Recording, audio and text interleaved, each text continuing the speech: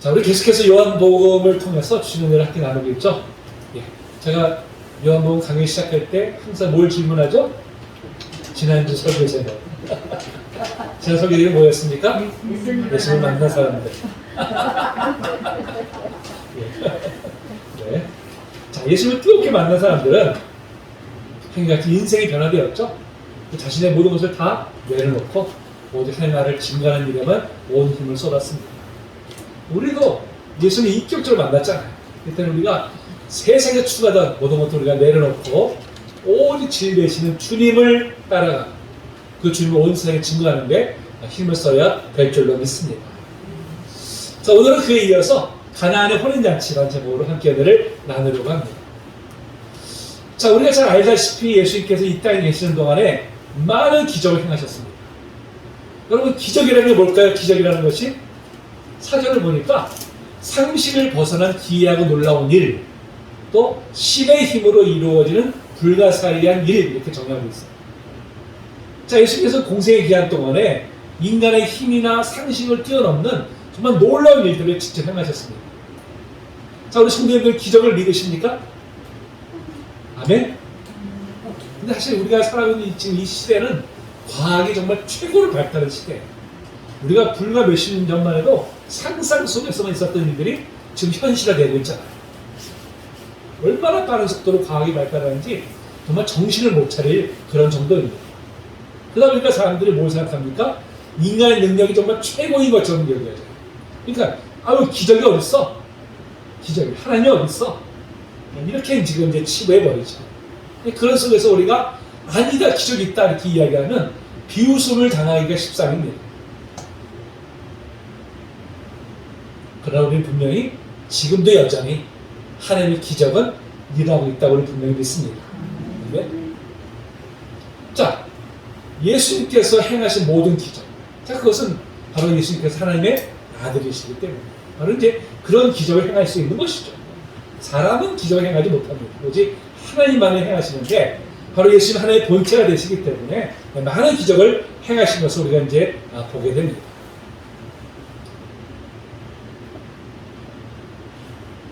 지금도 사실 우리가 살아가면서 많은 기적들을 경험하잖아요. 저도 사실 이렇게 참 지금까지 살아오면서 특별히 이 목회를 하는 중에 정말 그 하나님의 기적이라고 할 수밖에 없죠. 하나님의 그런 기적을 제가 참 많이 체험을 했어요. 그래서 정말 하나님 살아계시구나, 이것을 우리가 이제 분명히 우리가 증거할 수가 있습니다. 근데 여러분, 기적 중에 가장 큰 기적이 뭘까요? 가장 큰 기적, 사람이 변화되는 겁니다. 저는 가장 큰 기적은 사람이 변화되는 것을 생각해요. 사람을 누가 변화시킵니까? 하나님만 해줄 수 있어요. 그렇죠? 하나님만. 저는 항상 저 같은 사람이 변화돼서 정말 이렇게 이 말씀을 전하는 목회자로 설 수 있다는 것 자체가 이가 정말 하나님이 살아계신 증거가 아닌가, 바로 이제 기적이 아닌가, 저렇게 늘 그렇게 생각을 하고 있습니다. 자, 그렇다면 기적이 주는 교훈이 뭘까요? 기적이 주는 교훈. 여러분, 기적은 우리로 하여금 하나님께 우리의 초점을 이끌어가는 역할을 해요. 기적을 통해서 하나님이 정말 얼마나 위대한 분이신지를 우리는 이제 알게 되기 때문에 그렇습니다. 근데 우리가 종종 하나님께 초점을 맞추기보다는 기적에만 관심을 두는 경우들이 있어요. 그럼 이거는 본질을 놓치는 것입니다. 몇 주에 그런 말씀드렸죠? 우리가 손가락을 달을 가리키면 어디를 바라봐야 돼요? 달을 바라봐야 되는데 손가락을 본다는, 손가락을. 여러분, 기적은 우리가 하나님을 바라보게 하는 역할을 하는 것이지 기적 자체가 이렇게 큰 의미가 있는 것은 아닌데 우리는 하나님보다는 기적에만 관심 둔다는 것이죠. 또 기적은 여러분 절대 우리에게 믿음을 가져다 주지 않습니다. 사실 이스라엘 백성들이 이스라엘 애굽의 노예에서 해방되는 과정부터 시작해서 가나안 땅에 들어가기까지가 기적의 연속입니다. 사실 그 당시에 이스라엘 백성들처럼 하나님의 기적을 그렇게 많이 체험한 백성들이 없을 거예요. 그렇다면 그들이 그 믿음을 지켰습니까? 아니잖아요. 조금만 어려면 어때요? 또 불평하고 또 원망하고 또 의심하고 또 애굽으로 돌아가자고 하고 늘 패역한 모습을 보였던 것이 바로 이스라엘 백성들의 모습이 아닙니까? 왜 그랬을까요? 왜? 그들은 기적을 행하시는 그 하나님을 바라보기보다는 기적에만 초점을 맞췄기 때문에 그런 행태를 보인 것입니다.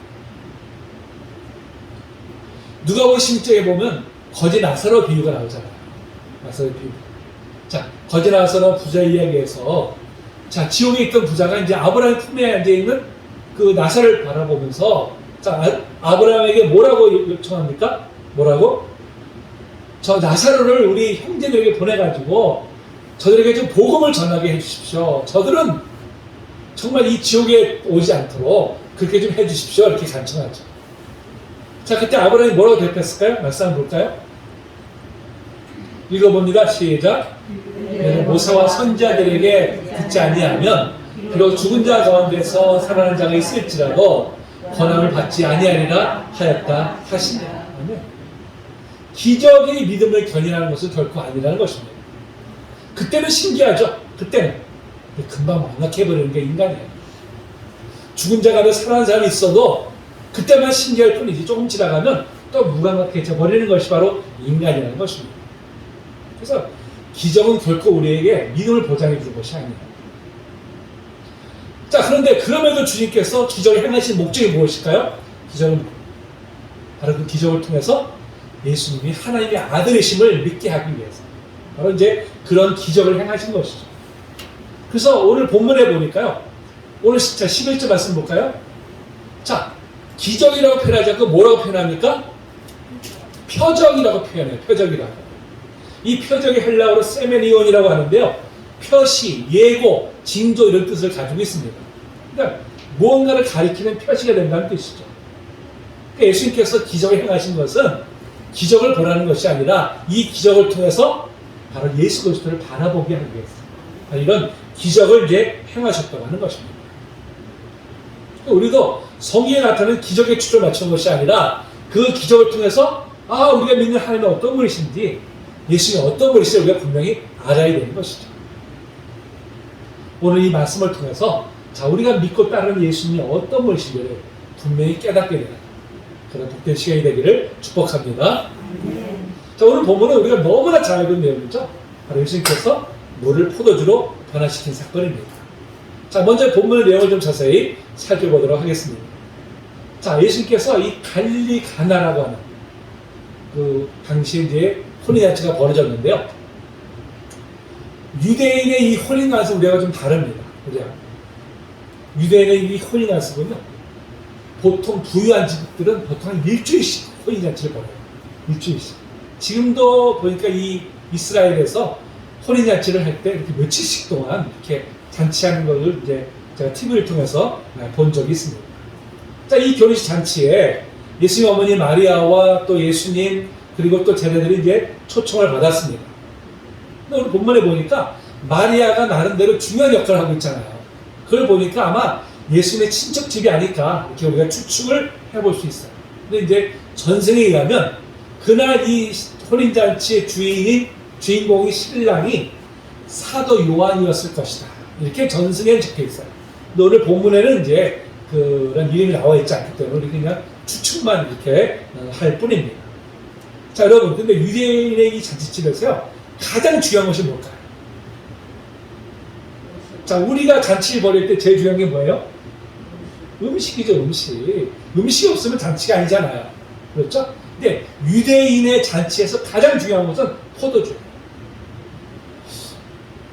포도주가 당시에는 가장 아주 귀한 음식이었습니다. 평소에 이렇게 마음 놓고 맛볼 수 있는 것이 아니었어요. 그러니까 보통 사람들은 결혼식에 참석해야만 마음 놓고 포도주를 마실 수 있는 거예요. 그래서 누구 집에 잔치가 열린다 그러면은 그 전부터 뭐예요? 기대감 갖는 거예요. 우리가 어디 잔치에 가면 기대하잖아요. 오늘 얼마나 맛있는 음식을 먹을까? 기대감을 가지고 가지 않습니까? 마찬가지로 유대인들은 이 혼인잔치에 참석하면 오늘 포도주를 얼마나 많이 먹게 될까? 이런 기대감을 가지고 이제 그들이 참석하게 된다고 합니다. 자, 그러면 일주일 동안 잔치를 벌려면 얼마나 많은 포도주가 준비되어야 되겠어요?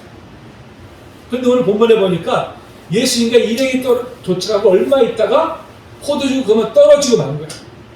그 예상했던 것보다 너무나 많은 손님이 이제 몰려든 것이죠. 근데 이거는 잔치집 주인에게는 아주 난감한 일이 아닐 수 없습니다. 왜? 포도주 없는 잔치는 상상도 할 수 없기 때문에 그렇죠.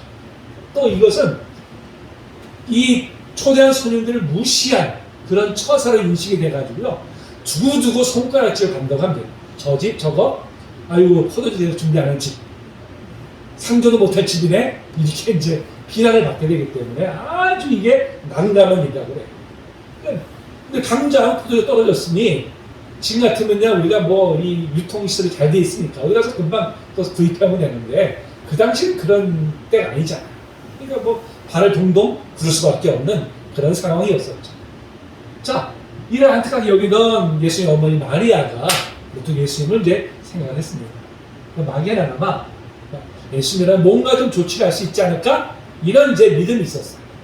그래서 예수님께 포도주가 떨어졌다 이렇게 말합니다. 자, 그런데 예수님의 이 말에 예수님이 의외의 반응을 보이죠? 어떤 반응을 보였습니까? 4절 해볼까요? 한번 읽어볼까요? 자, 시작.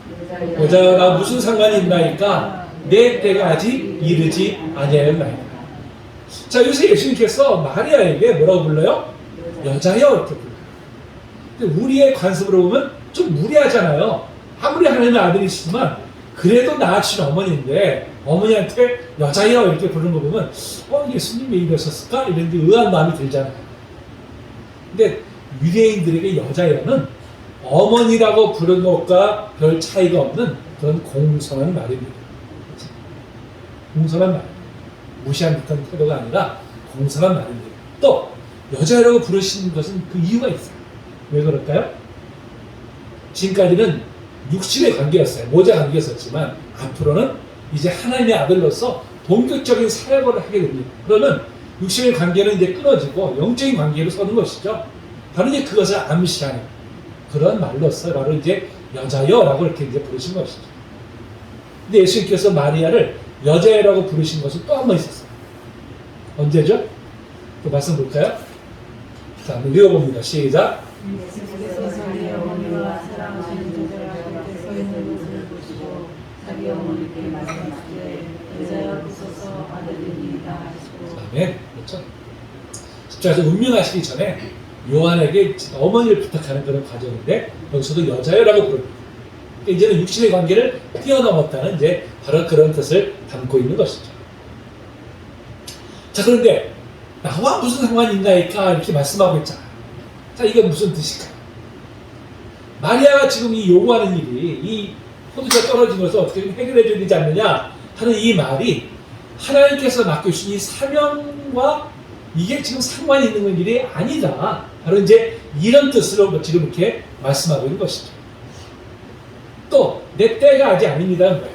아직 하나님께서 본격적으로 공생의 사역을 시작하도록 바로 이제 나에게 말씀하지 않으셨습니다. 이렇게 이제 이런 뜻을 가지고 완곡하게 이것을 거절한 것이죠. 자, 그런데 마리아는 어떻게 했어요? 하인들을 불러가지고 무엇이 예수님 말씀하시면 그대로 해라 이렇게 당부를 합니다. 분명히 예수님은 완곡한 거절의 뜻을 밝혔는데 그럼에도 마리아는 지금 하인들에게 예수님 뭘 지시하는지 그대로 해라 하고 당부를 하는 이유가 뭘까요? 예수님이 그렇게 말씀하셨어도 그분이 이 어려운 사정을 그냥 지나치지는 않을 것이라는 그런 믿음이 있었기 때문에 바로 이제 그렇게 이제 말을 한 것이죠. 자, 과연 얼마 후에 예수님께서 하인들을 부르셨어요. 그러면서 물 항아리 쪽으로 이제 데리고 가십니다. 그러니까 유대인들은 음식을 먹기 전에 반드시 물로 손을 씻어야 됐어요. 우리는 위생의 문제이기도 하지만 이게 특별히 종교적인 문제입니다. 종교적인 문제. 그러니까 자, 그 집에 담가기 전까지 알게 모르게 부정한 것에 이제 손을 댈 수가 있잖아요. 손을 댈 수가 있잖아요. 그러니까 이걸 정결하게 씻어야만이 그 먹는 음식에 부정이 타지 않는다고 믿었어요. 그래서 정결적인 의식적인 것도 있지만 특별히 종교적인 그런 의미로 항상 그래서 유대인들은 이 물을 담아놓는 항아리를 집 앞에다가 이렇게 이제 비치를 해놓습니다. 거기서 이제 항상 물도 씻고 손도 씻고 발도 씻고 이제 집에 들어가도록 그렇게 이제 한 것이죠. 자, 특별히 이 집에서도 돌로 만든 큰 항아리 6개를 이제 준비를 해두고 있었어요. 예수님께서 일꾼들에게 뭐라고 말씀하셨어요? 이 6개의 항아리에다가 물을 가득 채워라 이렇게 이제 말씀을 하십니다. 일꾼들은 정말 영문도 모른 채 갑자기 왜 이럴까? 하지만 마리아가 특별히 당부한 게 있으니까 무슨 영문도 모른 채 이제 그대로 뭐 궁시렁궁시렁 했겠죠. 하면서 이제 이렇게 물을 아마 채웠을 것입니다. 자, 그리고 예수님께서 이제 그 물 하나 있는 물을 떠서 자, 연회장에게 이제 갖다 주라고 이렇게 지금 이제 말씀하시죠. 자, 연회장이 누굽니까? 그 잔치 전체를 이제 책임진 사람을 말합니다.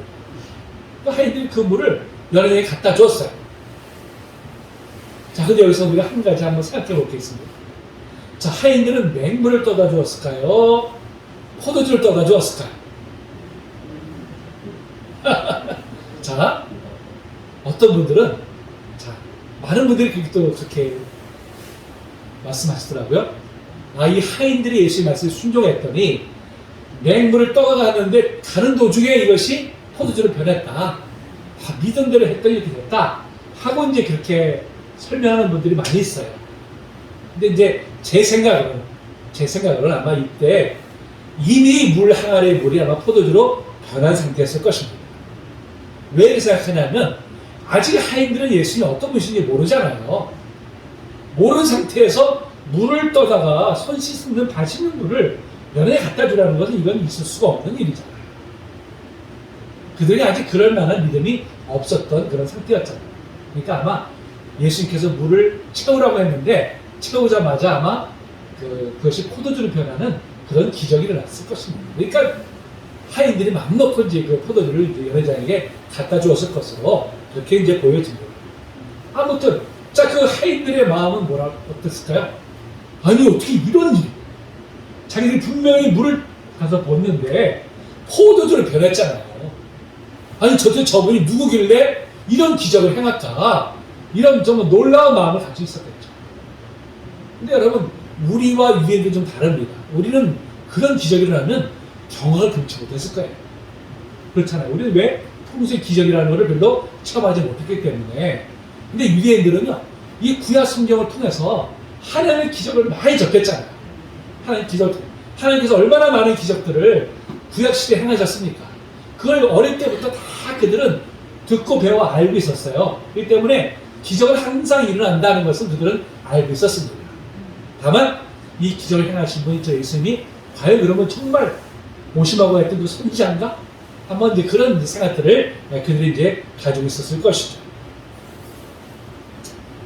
자, 그렇다면 이제 우리가 좀 생각해 볼 것이, 그러면 예수님은 왜 처음에는 마리아의 청을 거절했는데 나중에 마음이 바뀌셨느냐 하는 것이죠.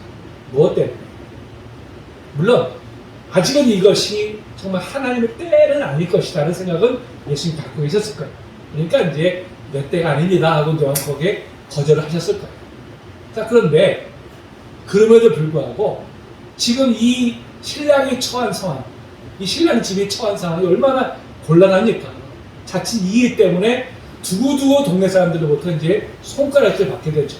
또 이 잔치에 참석해서 기쁨을 누린 사람들한테 흥이 다 깨져버린 거잖아요.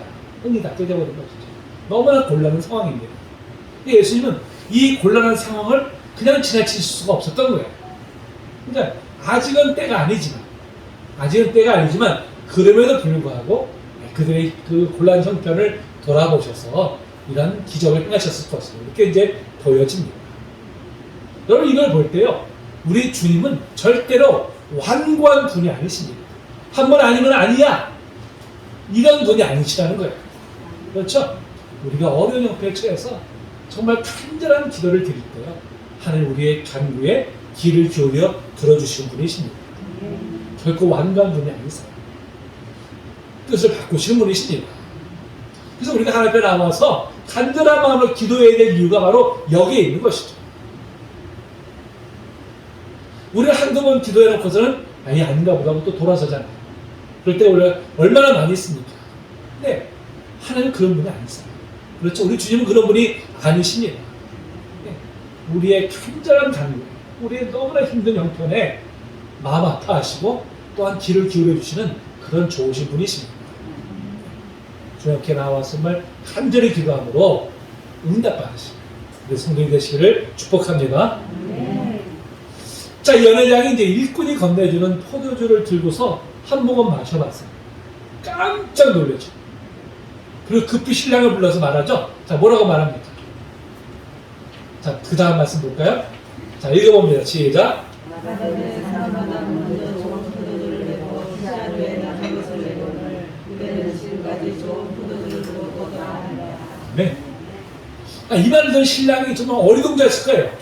분명히 좋은 것까지만 해도 포도주가 다 떨어졌다고 해서 전면긍긍하고 있었잖아. 이거 어떻게 하나 이거. 해결할 방법은 없고 이런 상태인데 오히려 더 좋은 포도주가 나왔다니. 그렇죠? 어디서 나왔어 갑자기? 갑자기 어디서? 영문을 모르는 거죠. 영문을. 그래서 어떻게 된 영문인지 알아보기 위해서 하인들을 이제 불렀을 거예요. 하인들을 통해서 자초지종을 듣게 되죠. 급히 이제 예수님을 찾았습니다.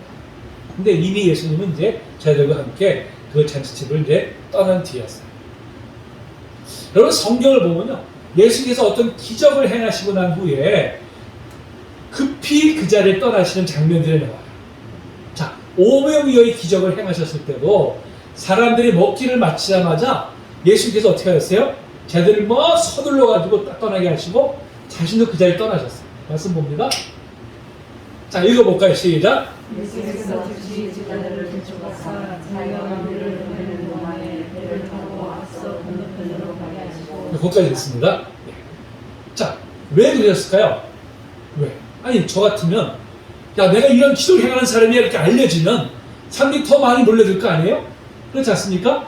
더 많은 추종자가 생기잖아요. 사람들이 기적만 보면 어때요? 막 다 쓰잖아요.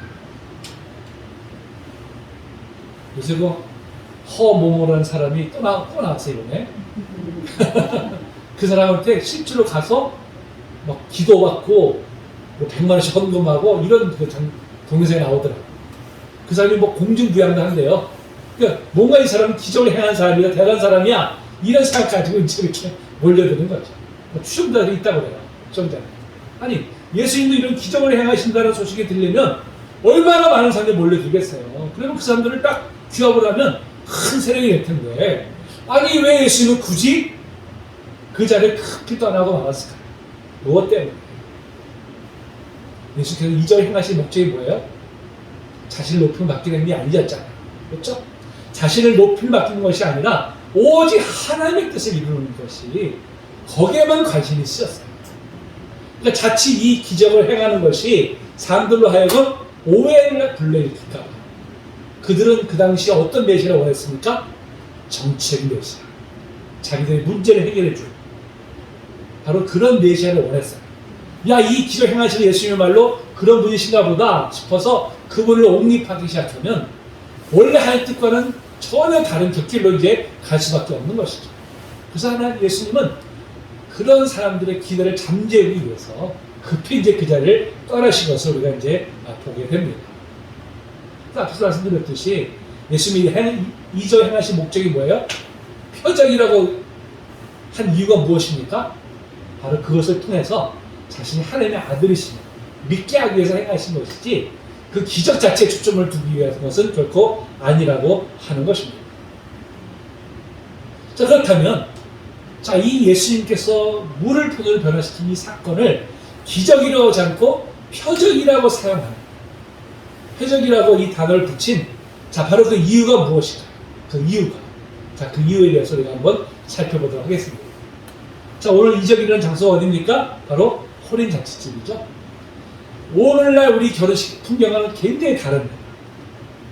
지금은 사실 코로나 때문에 또 결혼식 참석하기도 참 쉽지 않은 그런 그런 시대를 우리가 지나고 있습니다. 하여튼 요즘 결혼식 우리 간격을 보면 어떻습니까? 잔치라는 말과는 머리가 멀잖아요. 그렇죠? 예전엔 결혼 잔치였는데 지금 잔치라는 말이 사실 거리가 멉니다. 결혼식이죠, 식. 그냥 결혼식 보러 간다 이렇게 표현하지 잔치집 간다는 얘기를 안 하잖아요. 가면 어때요?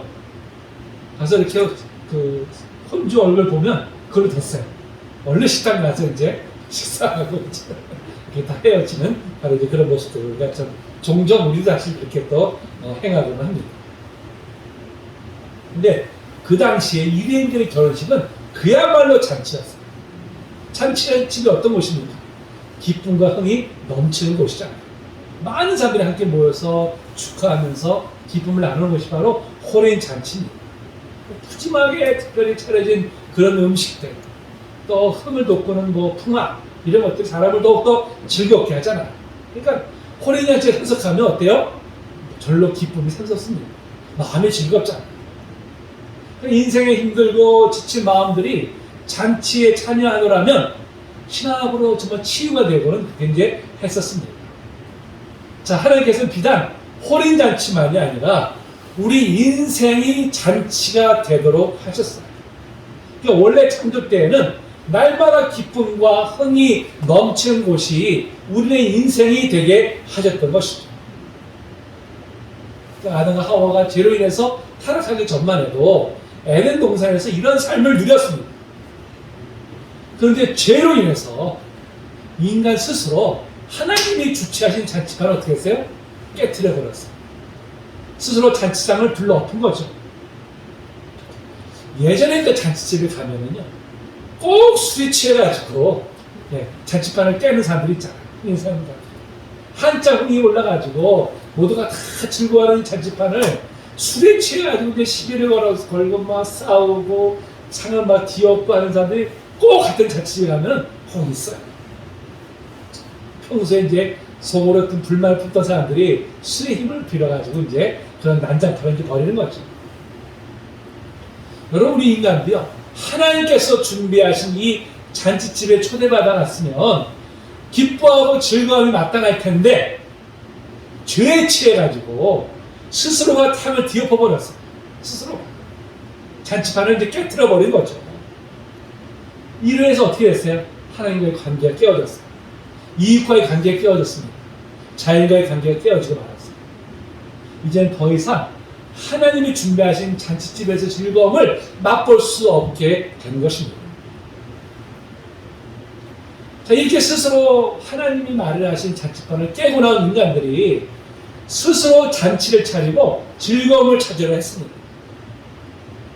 인간이 만든 밥의 톱을 바라보면서 스스로 만족할 수 있는 길을 찾으려 했어요. 돈과 권력과 명예와 탐욕의 탑을 끊임없이 쌓아놓고 그를 통해서 즐거움을 맛보려고 했습니다. 그런데 여러분, 잔치가 끝나고 나면 어김없이 찾아오는 허탈감 같은 것들이 있잖아요. 허탈감 같은 것들. 마찬가지죠. 세상에 이런 것들을 우리가 추구하면 추구할수록 당신은 기쁜 것 같아요. 당신은 즐거운 것 같아요. 당신이 행복한 것 같아요. 근데 얻고 나면 어때요? 찾아오는 공허함. 공허함에 인해서 더 깊은 상실감에 빠지고 바로 거기서 허덕이게 됩니다. 왜? 그것은 영원한 것이 아니기 때문에. 여러분, 세상의 것들은 어떤 것들이라도 우리에게 당장 보기에는 아름답고 화려해 보일지라도 영원한 것이 아니기 때문에 거기에는 참된 만족이 없습니다. 오히려 우리라고는 더욱더 갈증을 느끼게 만들어요. 여러분, 세상에 어떤 것들이 영원한 것이 있습니까? 우리의 미모가 영원합니까? 우리 계신 우리 성도님들 과거에 다 정말 아름다운 분이었을 것 같아요. 다들. 물론 지금도 아름답습니다. 많은 예전 같은 그런 미모로 우리가 갖지 못하잖아요. 그렇죠? 저도 이렇게 참 거울 보면 깜짝 놀래요. 내가 언제 이렇게 나이가 먹었을까? 세상은 영원한 것이 없습니다. 그렇지 않습니까? 여러분, 마치 잔치집에 포도주가 다 떨어져 버린 것처럼 이런 것도 언젠가 다 고갈되어 버리고 맙니다. 그 여전히 채워지지 않는 그런 공허함으로 인해서 방황하며 우리가 신음하게 되는 것이죠. 그게 바로 하나님의 잔치판을 스스로 깨뜨리고 나온 바로 인간의 실상입니다. 그게 우리의 바로 모습이죠. 자, 그렇다면 그러한 우리들, 스스로 잔치판을 깨뜨리고 나온 우리들을 하나님 어떻게 하셨어요? 그냥 내버려 두셨습니까? 아니잖아요. 어떻게 하셨을까? 말씀 볼까요? 자, 그 다음에 봅니다. 읽어봅니다. 시작. 전도 마치 자기 아들을 위하여 혼인잔치를 베푼 어떤 임금과 같으니 그 종들을 보내어 그 청한 사람들을 혼인잔치에 오라 하였더니. 자, 하나님께서 이러한 인생들을 불쌍히 여기시고요. 바로 예수 그리스도를 통해서 다시 우리를 천국 잔치에 초대하고 계세요. 그리고 하늘 따라서 방탕한 인생길을 걸어가던 사람들을 다시금 품에 안으시고 천국 잔치를 열어서 우리를 기쁘게 해주십니다. 그 다음 말씀 또 볼까요? 자, 읽어봅니다. 시작. 아버지는 종들에게 이르되 제일 좋은 옷을 내어다가 입히고 손에 가락지를 끼우고 발에 신을 신기라. 그리고 살진 송아지를 끌어다가 잡으라. 우리가 먹고 즐기자. 이 내 아들은 죽었다가 다시 살아났으며 내가 잃었다가 다시 얻었노라 하니 너희가 즐거워하더라. 아멘. 너무나 잘 알고 탕자의 비유에 나오는 말씀이죠. 아버지를 배반하고 가슴 다 탕진했던 바로 그 아들을 돌아왔을 때 어떻게 했어요? 정말 냄새나고 추한 그 모습인데도 그대로 품에 끌어안아 주시고, 그리고 그 아들을 위해서 잔치를 벌이잖아요. 잔치. 여러분, 이것이 시사하는 바가 무엇입니까? 탕자가 누구예요? 우리잖아요. 우리잖아요. 잔치판을 깨뜨리고 스스로 떠났던 바로 그런 우리들이었는데, 그럼에도 불구하고 우리 위해서 다시 잔치를 벌이시는 거예요. 바로 그 하나님이 우리 하나님이십니다. 우리 아버지시잖아요. 바로 이 성경에서 이 천국을 혼인잔치로 비유하는 이유가 바로 여기에 있는 거예요. 다시 한번 우리에게 그 기쁨을 주시기 위해서. 혼인잔치 같은 그런 기쁨, 즐거움을 우리에게 맛보게 하셨다는 것이죠. 자, 또 예수님께서 그리스도 이 땅에 오신 분으로 인해서 자, 일어난 변화가 무엇일까? 변화가. 자, 연회장이 하인들이 가져다 준 포도주를 맛보고서 뭐라고 말해요? 오늘 10절에 보니까 자, 말하되 사람보다 먼저 좋은 포도주를 내고 취향이 낮은 것을 내거늘 그들은 지금까지 좋은 포도주를 두었더라 하니라 했어요. 예. 손님들이 정신이 말짱할 때는 좋은 포도주를 내놨다가 자, 술에 취하면 어떻게 돼요? 미각이 둔해지잖아요. 그때는 이제 질이 나쁜 포도주를 내어놓는 것이 당시의 관습이었었어요. 자, 그런데 예수님께서 만드신 포도주는 늦게 나왔는데도 불구하고 지금까지 맛본 포도 중에서 피할 데 없이 가장 뛰어난, 가장 맛있는 것이었어요. 자, 뭘 말하는 것일까요? 무엇을 말하는 것일까요? 바로 예수 그리스도를 통해서 이 잔치를 회복하게 되면요, 그 잔치의 맛, 예수님이 주최하신 그 천국 잔치에 그 잔치에서 누리는 맛은 이전에 우리가 세상에서 즐기던 잔치의 맛과는 비교할 수 없는 것이라는 뜻이죠. 예수님 우리의 삶에 들어오시면요, 여러분 어떻게 잔치를 회복시켜 주실까요? 어떻게? 자, 예수님을 우리가 주님을 영접할 때 우리 안에 하나님의 생명이 들어오게 되잖아요. 생명이. 죄를 인해서 막혔던 하나님과 우리 사이가 이제는 예수 그리스도로 말미암아 회복이 됩니다. 이제 하나님 우리가 뭐라고 불러요? 아빠, 아버지. 아빠, 아버지. 이제는 하나님과 함께 더불어 살아가게 됩니다. 예수님 또 성령을 통해서 우리가 함께 계시면서 때로는 우리가 친구도 되어주시고요, 때로는 우리의 변호사도 되어주시고요, 때로는 교사로서 우리를 인도해 주십니다. 이렇게 주님의 인도하심 속에 살아갈 때 우리는 평안과 기쁨과 안식을 우리가 경험하게 되는 것이죠. 그야말로 잔치의 기쁨을 바로 예수 그리스도 안에서 우리가 누리게 되는 것입니다. 때로는 주님 우리를 어렵고 힘든 길로 또 인도하시기도 하세요. 때로는 우리가 원하지 않는 인생의 먼 길을 우리가 또 지우게도 하십니다. 때로는 내가 이 세상에 즐기던 것들을 포기하게도 하세요. 내 손에 쥔 것들을 포기하게도 하십니다. 하지만 우리가 주님을 믿고 따를 때 그 전에 우리가 누렸던 그 세상의 어떤 것과도 비교할 수 없는 참된 기쁨을 누리게 되죠. 참된 평안을 누리게 되죠. 참된 안식을 우리가 누리게 되는 것입니다. 그것이 바로 예수님 안에서 맛볼 수 있는 천국 잔치죠. 여러분, 이 천국 잔치를 지금 우리는 바로 지금 여기서 우리가 지금 누리고 있는 줄로 믿습니다. 그 잔치는요, 잔치를 우리가 세상의 잔치는 끝나고 나면 공허함이 밀려오잖아요. 공허함이 밀려오지만 이 예수님 안에서 누리는 이 잔치의 맛은요, 공허함이 없어요. 참된 만족이죠. 세상에 줄 수 없는 그런 만족과 기쁨과 행복을 우리가 누리게 되는 것입니다. 물론 우리 이 땅을 살아가면서 완전한 행복을 누리는 것은 아니죠. 완전한 행복. 아직은 좀 미완성이고요. 완성을 향해서 지금 나아가고 있는 것입니다. 자, 그렇다면 언제 우리가 완전한 잔치를 맛보게 될까요? 언제? 자, 또 말씀 볼까요? 자, 우리 같이 한번 읽어봅니다. 시작. 우리가 즐거워하고 크게 기뻐하며 그에게 영광을 돌리세. 어린 양의 혼인 기약이 얻고 그의 아내가 자신을 준비하였으므로 그에게 빛나고 깨끗한 새하포 옷을 입도록 허락하셨으니 이 새하포 옷은 성도들의 옳은 행실로다 하더라.